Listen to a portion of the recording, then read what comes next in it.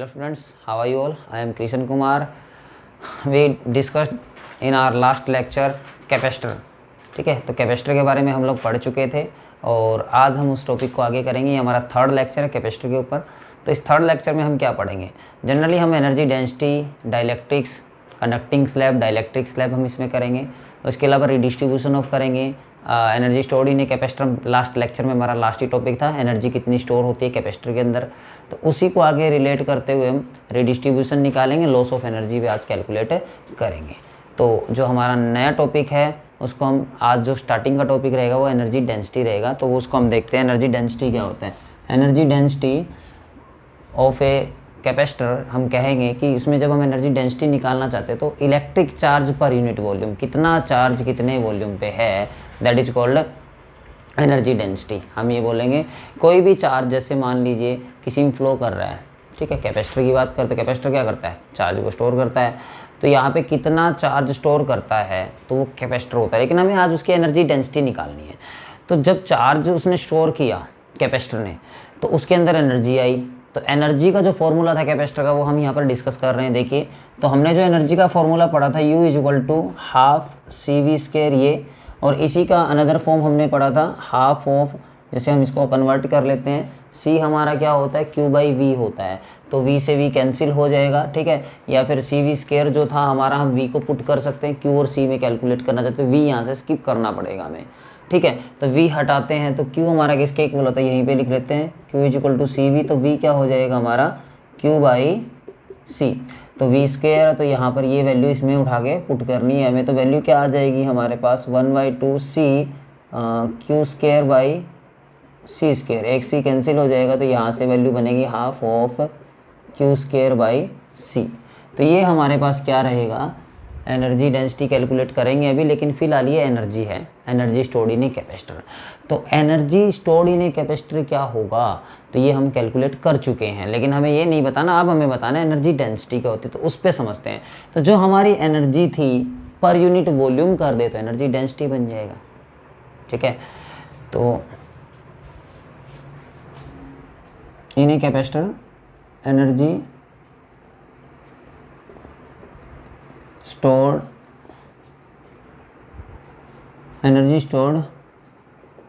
per unit volume of a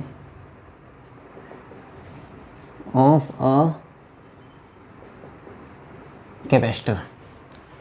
energy stored per unit volume, जो energy store हुई इसको अगर हम वॉल्यूम से डिवाइड कर दे तो ये हमारा क्या आ जाएगा, एनर्जी डेंसिटी आ जाएगी. जनरली आपको डेंसिटी पता है मास बाई वॉल्यूम होता है, लेकिन यहाँ पर एनर्जी डेंसिटी की बात की तो एनर्जी बाई वॉल्यूम हो जाएगा. तो we know that Q is the charge and C is capacitance. अब हमें क्या करना है, दिस इज इक्वेशन नंबर 1, और यहाँ से Q इसके अंदर पुट करना है और C इसके अंदर पुट करना है. तो we know that in case of capacitance C की जो वैल्यू होती है, ठीक है, in case of parallel plate capacitor हम कहेंगे तो C की वैल्यू क्या होती है, A/0 D. ये हमारे पास कैपेसिटेंस की वैल्यू होती है. और बात करते हैं चार्ज की, तो पैरेलल प्लेट हमारे पास जब तक थी तो इसमें जो इलेक्ट्रिक फील्ड इंटेंसिटी हमारी होती है σ/ε0.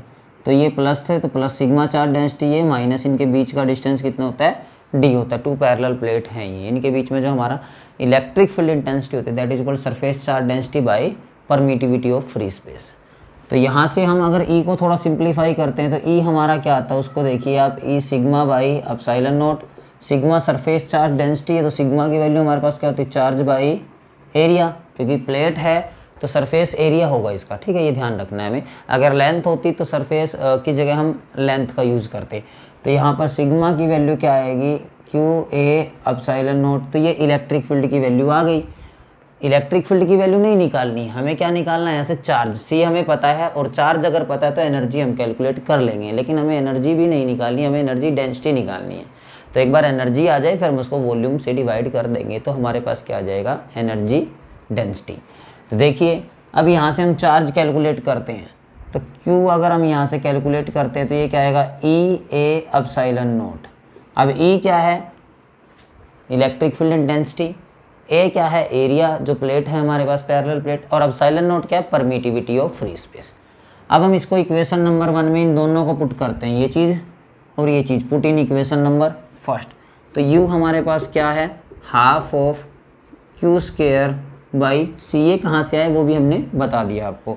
तो नेक्स्ट अब देखिए इसमें करना क्या है, हमें इसकी वैल्यू पुट कर देनी है, तो कर देंगे। q की वैल्यू क्या है, electric field, area, permittivity of free space, charge का स्क्वायर, देन इसका भी क्या हो जाएगा, स्क्वायर हो जाएगा। c capacitance A epsilon note by D, तो रेसिप्रोकल होकर डी कहाँ चला जाएगा, ऊपर चला जाएगा। थोड़ा और सिंप्लीफाई कर लेते हैं, half of e square a square epsilon naught का square d a epsilon naught से एक कैंसिल हो जाएगा, मतलब पावर में से एक काट दिया, इसको ऐसे स्क्वायर नहीं काटा मैंने, एक कट हो गया यहाँ से, ये समझ लीजिए इसको। तो u is equal to 1/2 e square a epsilon naught d, ये हमारे पास एनर्जी आई। बट वी नो दैट हमें क्या कैलकुलेट करनी है, एनर्जी डेंसिटी। या तो आप बोथ साइड वॉल्यूम से डिवाइड कर दीजिएगा, अदरवाइज एरिया इनटू डिस्टेंस आपको दिखाई दे रहा है, दिस इज वॉल्यूम, इसको नीचे ले आइए, बोथ आर सेम, जैसा आपको ठीक लगे। तो हम क्या करते हैं, एरिया इंटू डिस्टेंस आपको यहाँ दिखाई दे रहा है, तो एरिया इंटू डिस्टेंस से इसको इधर ले आते हैं नीचे। तो u डिवाइड में एरिया इंटू डिस्टेंस, तो दिस इज वॉल्यूम, ये क्या होता है वॉल्यूम, और यहाँ पे क्या आ जाएगा, ई स्क्वायर एप्सिलॉन नोट, क्योंकि एरिया और डिस्टेंस नीचे आ जाता है और हाफ जो था वो बच जाएगा। तो this is called energy density. ये हमारे पास क्या आ चुकी है, एनर्जी डेंसिटी आ चुकी है। तो आपको सिंपली एक ही काम करना है, एक तो कैपेसिटेंस आपको पता है कैपेसिटर की, और यहाँ से चार्ज आपको कैलकुलेट करना है, उसको एनर्जी में पुट कर देना है। तो ये हमारा टॉपिक है energy density in parallel plate capacitor. तो ये हमारा टॉपिक है। तो नेक्स्ट हमारा टॉपिक रहेगा रीडिस्ट्रीब्यूशन ऑफ चार्ज। इस चीज़ को हम समझेंगे, रीडिस्ट्रीब्यूशन ऑफ चार्ज होता क्या है। तो रीडिस्ट्रीब्यूशन चार्ज के लिए हमें कंसीडर करने पड़ेंगे दो कैपेसिटर और उनके ऊपर चार्ज और पोटेंशियल, तो उसको रीडिस्ट्रीब्यूशन को हम समझेंगे। तो रीडिस्ट्रीब्यूशन होता क्या है उस चीज़ को हम समझेंगे। तो let us consider two capacitor, insulating stand पे प्लेस है, दो कैपेसिटर हमने मान लिए, कैपेसिटर 1 एंड कैपेसिटर 2। ये दो कैपेसिटर हमारे पास है। This is insulating stand, insulator या इंसुलेटिंग स्टैंड बोल सकते हो आप। और ये कैपेसिटर C1 है और ये कैपेसिटर C2 है। Let us consider C1 and C2 are two capacitor. ये आप लिख भी सकते हैं, लिखना चाहें तो। Let us consider C1 and C2 are two capacitor.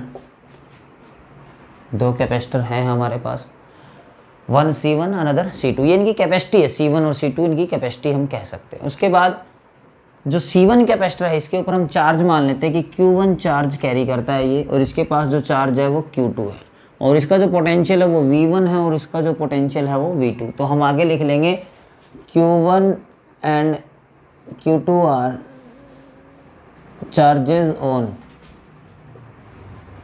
C1 and C2,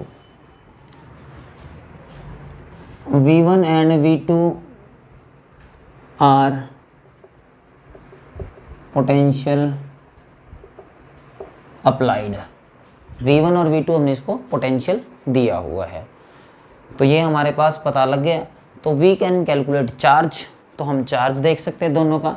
तो फर्स्ट कैपेसिटर का जो चार्ज होगा वो Q1, this is equal to C1 and V1, another capacitor का C2, this is called Q2 is equal to C2 and V2। तो first capacitor का charge हम Q1 लेंगे जो कि C1 V1 की प्रोडक्ट के बराबर, ये हमें पता है चार्ज डायरेक्टली पोटेंशियल के, और वहाँ से कांस्टेंट C आया था। तो यहाँ से हम इनका कैलकुलेट कर सकते हैं। तो ठीक है, हमने ये कैलकुलेट किया, चार्ज Q1 आ गया, Q2 आ गया।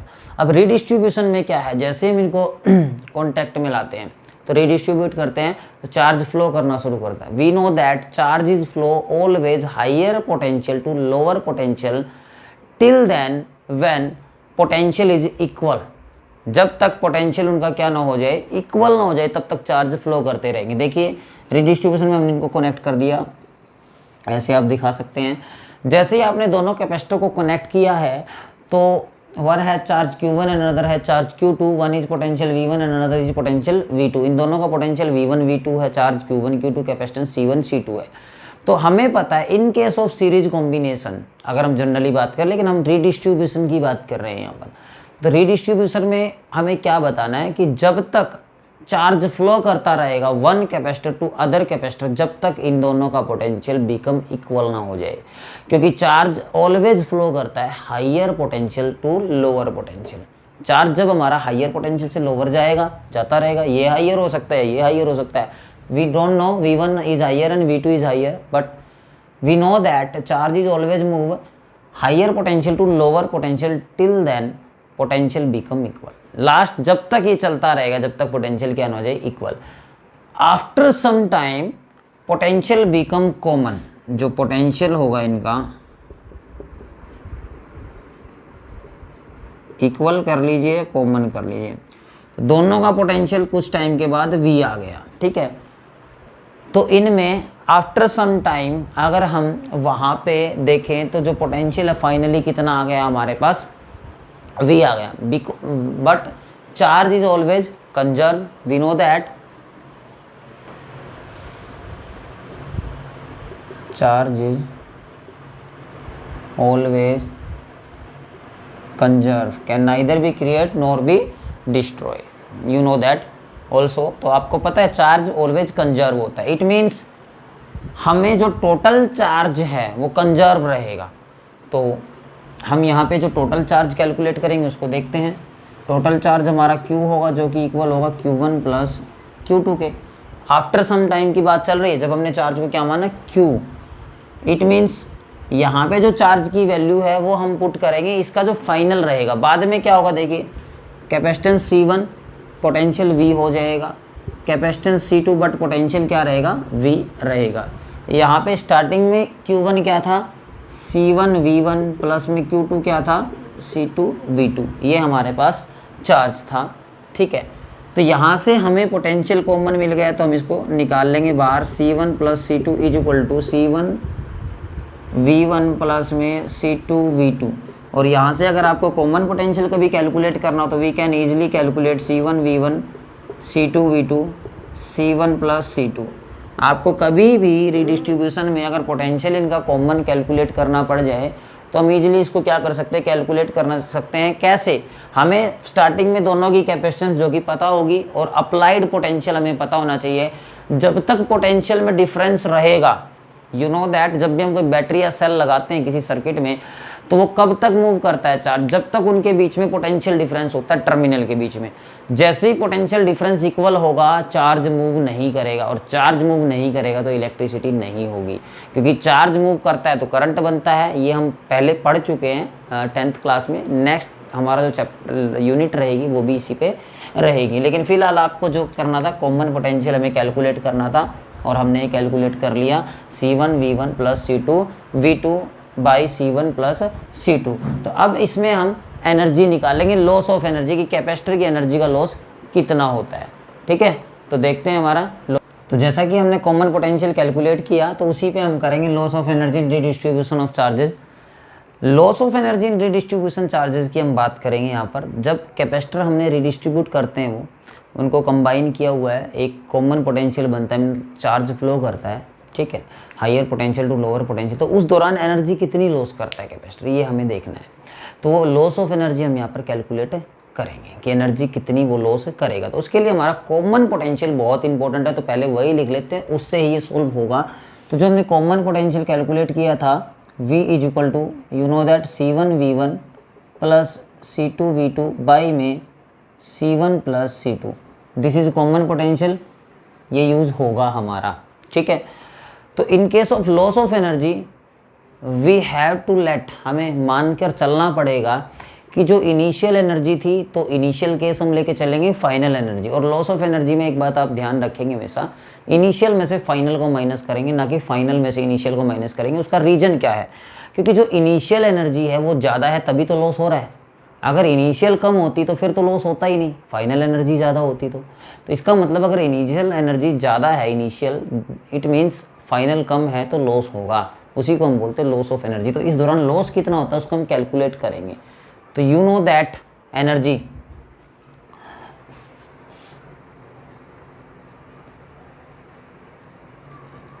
इन C1 कैपेसिटर के अंदर हम एनर्जी कैलकुलेट करेंगे तो you know that U1 is equal to half of C1 V1 का स्क्वायर, ये इनिशियल एनर्जी है। और इसी केस में एनर्जी इन C2, अगर हम C2 कैलकुलेट करें तो U इज इक्वल टू, ये 1 नहीं आएगा, इसमें एनर्जी कैलकुलेट कर रहे हैं, U2 is equal to half of C2 V2 का स्क्वायर, ये हमारे पास। तो यहाँ पर इनिशियल की टोटल एनर्जी हम कैलकुलेट करते तो टोटल इनिशियल एनर्जी हमारे पास आएगी U1 plus U2 mean half of C1 V1 का स्क्वायर प्लस में हाफ ऑफ C2 V2 का स्क्वायर। उसके बाद हम दोनों में जो कॉमन है वो निकाल लेंगे, हाफ कॉमन है C1 V1 का स्क्वायर प्लस C2 V2 का स्क्वायर। अगर निकालना तो निकाल सकते हैं, अदरवाइज ऐसे भी रख सकते हैं, उससे कोई इश्यू नहीं। अब हम इसकी फाइनल एनर्जी देखते हैं। तो फाइनल एनर्जी C1 में इनिशियल एनर्जी थी, ये सारी की सारी इनिशियल एनर्जी। अब हम निकालेंगे फाइनल एनर्जी। तो फाइनल एनर्जी अगर हम C1 में देखते हैं तो C1 में U(1) कितनी आएगी, हाफ ऑफ C1 V का स्क्वायर। ये आपको ध्यान रखना है, क्योंकि इन केस ऑफ फाइनल हमने जब रीडिस्ट्रीब्यूशन किया था, रीडिस्ट्रीब्यूशन में क्या किया था, पोटेंशियल कॉमन हो गया था, तो इट मीन्स पोटेंशियल चेंज नहीं होगा अब। ठीक है, ठीक है। तो और C2 में अगर हम कैलकुलेट करते हैं यही एनर्जी तो क्या आएगी, U2 is equal to half of C2 V का स्क्वायर। तो टोटल फाइनल एनर्जी अगर हम निकालते हैं तो टोटल फाइनल एनर्जी कितनी आ जाएगी उसको देख लीजिए। तो यहाँ पे U1 प्लस में U2 आ जाएगी, तो यहाँ पे हाफ ऑफ C1 V का स्क्वायर प्लस में हाफ ऑफ C2 V का स्क्वायर। यहाँ से भी जो कॉमन आता है वो कैलकुलेट, हाफ ऑफ V का स्क्वायर हम कॉमन ले लेंगे, C1 प्लस C2 रहेगा। हाफ भी दोनों में कॉमन आ रहा है और V भी दोनों में कॉमन आ रहा है, ये बात आपको समझ में आ जानी चाहिए। अब यहाँ पर जो कॉमन पोटेंशियल है वो ये पुट होगा, इस चीज़ को आपको समझना है। तो ये जो कॉमन पोटेंशियल हमने कैलकुलेट किया था वो यहाँ पुट करना है, देन फाइनल में से इनिशियल को क्या करना है, माइनस करना है। तो हमें देखिए करना क्या है, पहले सिंप्लीफाई करते हैं। Half of C1 plus C2 V square की जगह हम पुट क्या करेंगे, C1 V1 plus C2 V2 divide में C1 C2 का square. Clear.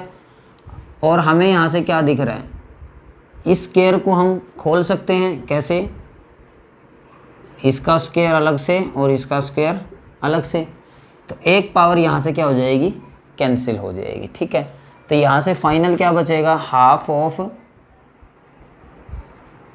C1 V1 plus C2 V2 का whole square C1 plus C2, ये बचेगा आपके पास फाइनल। अब हमें कैलकुलेट क्या करना है, लॉस एनर्जी। तो लॉस के लिए क्या करेंगे, इनिशियल में से फाइनल को माइनस कर देंगे। इट मीन्स हम क्या कैलकुलेट कर रहे हैं, डेल यू। तो डेल यू क्या आएगा, इनिशियल माइनस में फाइनल। अब इनिशियल देख लीजिए हमारे पास कितनी है, यहाँ पर हमारे पास initial energy half of C1 V1 का स्क्वायर, हाफ हमने कॉमन ले लिया, C1 V1 का स्क्वायर C2 V2 का स्क्वायर, माइनस में final energy half of C1 plus C2, और यहाँ पर क्या है, C1 V1 plus C2 V2 का होल स्क्वायर। इनका हमें क्या करना है, सब्ट्रैक्शन करना है, देन क्या आ जाएगा हमारे पास, चेंज ऑफ एनर्जी आ जाएगा। तो यहाँ पर जो कॉमन है फिर हम ले लेंगे। तो हमें एक चीज़ दिखाई दे रही है जो यहाँ से कॉमन आ सकती है। तो कॉमन लेने से पहले हमें करना क्या पड़ेगा, हमें यहाँ से C1 V1 का स्क्वायर है और यहाँ पर कुछ और है, इस चीज़ को आपको समझना पड़ेगा। तो एलसीएम से सॉल्व करना पड़ेगा इसको। तो देखिए कैसे सॉल्व करेंगे, डेल ऑफ यू कैलकुलेट करने के लिए। तो हाफ दोनों में कॉमन है, इसको हम बाहर निकाल लेते हैं और नीचे जो एलसीएम आएगा वो आएगा C1 प्लस C2। ठीक है, C1 C2 जब एलसीएम आएगा तो वो इससे मल्टीप्लाई होगा, C1 प्लस C2 मल्टीप्लाई होगा C1 V1 का स्क्वायर प्लस C2 V2 का square minus of C1 V1 plus C2 V2 का होल स्क्वायर। ठीक है, यहाँ तक समझ में आ गया आपको। तो अब हमें क्या करना है, इसको अंदर मल्टीप्लाई करना है। तो देखिए अगर मैं C1 को इससे और इससे दोनों से मल्टीप्लाई करता हूँ, फिर C2 को इससे और इससे मल्टीप्लाई करता हूँ, तो आएगा क्या हमारे पास, तो del of U is equal to half of C1 को अंदर मल्टीप्लाई कर रहा हूँ, तो C1 V1 का स्क्वायर, C1 मल्टीप्लाई हो गया इस C1 से। ठीक है, इसी C1 को अब मैं मल्टीप्लाई करने जा रहा हूँ C2 वाले से, तो ये आएगा C1 C2 V2 का स्क्वायर आ गया। अब हम इस C2 को मल्टीप्लाई करेंगे अंदर, तो C1 C2 V1 का स्क्वायर, C1 C2 V1 का स्क्वायर, क्लियर। उसके बाद इसको खुद से इससे पूरे से मल्टीप्लाई, तो यहाँ पे C2 और V2 का होल स्क्वायर, ठीक है। नीचे क्या है हमारे पास C1 C2 है। उसके बाद देखिए अब क्या करेंगे हम, इसके बाद इसको खोल लेते हैं। दिस इज माइनस का सिंबल तो यहाँ पर बाहर है, बट अंदर क्या है a प्लस बी का होल स्क्वायर। तो कैसे खोलते हैं, a स्क्वायर C1 V1 का स्क्वायर माइनस है, तो चलो बाद में हटा देंगे ब्रैकेट, फिर माइनस रहेगा अंदर, प्लस में b का स्क्वायर C2 V2 का स्क्वायर, प्लस में 2ab, प्लस में 2 C1 C2 V1 V2, ये हमारे पास आ जाता है। अब अगर हम इस माइनस को अंदर मल्टीप्लाई कर दें, तो ये ब्रैकेट हम यहाँ से हटा देंगे, ये माइनस अंदर चला जाएगा, जहाँ जहाँ प्लस है वहाँ वहाँ क्या हो जाएगा, माइनस। तो ये देखिए C1 V1 का होल स्क्वायर C2 V2 का होल स्क्वायर क्या हो जाएंगे, एक दूसरे से कैंसिल हो जाएंगे, ठीक है। इन दोनों को अगर हम जोड़ते हैं, ध्यान से देख लीजिए, C1 C2 meaning 2 C1 C2 V1 V2 इनमें कॉमन नहीं आ रहा है, ये बात आपको ध्यान रखनी पड़ेगी। तो इसमें से कॉमन क्या आएगा हमारे पास, C1 C2 V1 का स्क्वायर प्लस V2 का स्क्वायर। तो ये यहाँ पे जैसे ही हो जाता है, तो अब हम यहाँ पे इसको आगे करेंगे। देखिए इनमें जो कॉमन है वो कैलकुलेट करेंगे। इसको पहले एक बार लिख लेते हैं यहाँ पर, तो del of u is equal to half of, अंदर क्या बचता है, C1 C2 V1 का स्क्वायर C1 C2 V2 का square minus of 2 C1 C2 V1 V2 by में C1 प्लस C2। ये हमारा यहाँ से सॉल्व होने के बाद बचेगा, आप इसको देख लेना। यहाँ से कॉमन क्या आएगा उस चीज़ को आप देख लीजिए, डेल यू हम कैलकुलेट कर रहे हैं, तो कॉमन आएगा हमारे पास C1 C2 दो तीनों से, तो हम इसमें से कॉमन ले लेते हैं C1 C2। अंदर क्या बचेगा, V1 का स्क्वायर प्लस V2 का square minus 2 V1 V2 divide में C1 प्लस C2, क्लियर, ये हो जाएगा। अब you know that V1 square plus V2 square minus 2 of V1 it is, ये हमारे पास एक फॉर्मूला बन गया a माइनस बी का होल स्क्वायर। तो इसको हम सिंप्लीफाई कर लेंगे यहाँ से 1/2 C1 C2 V1। उसके बाद हम करते हैं इसको आगे V1 माइनस V2 का होल स्क्वायर डिवाइड में C1 प्लस C2।